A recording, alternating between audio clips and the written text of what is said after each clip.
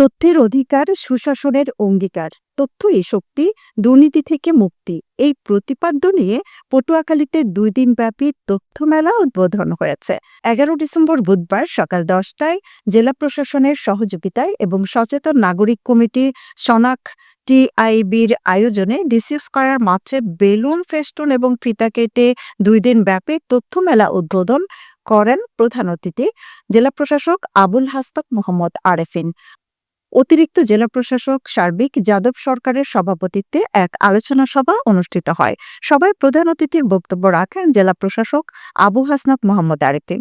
বিশেষ অতিথির বক্তব্য রাখেন police super Anwar Zahid, civil surgeon doctor SM. Kabir Hasan, কৃষি সম্প্রসারণ অধিদপ্তরের উপপরিচালক কৃষিবিদ মোহাম্মদ নজরুল ইসলাম, টিআইবির খুলনা অঞ্চলের কোঅর্ডিনেটর মোহাম্মদ ফিরোজ আলম।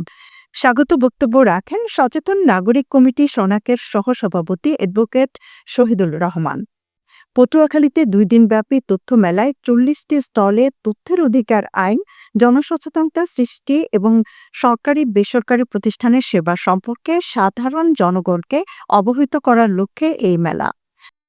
২ দিনব্যাপী মেলায় দুর্নীতি বিরোধী চিত্রাঙ্কন প্রতিযোগিতা, দুর্নীতি বিরোধী কুইজ ও তথ্য অধিকার আইন ২০০৯ বিষয় ও ওরিয়েন্টেশন, বিভিন্ন প্রতিষ্ঠানের সেবা সংক্রান্ত তথ্য মাল্টিমিডিয়ায় উপস্থাপন, দুর্নীতি বিরোধী নাটক, সঙ্গীত ও নৃত্যানুষ্ঠান অনুষ্ঠিত হয়।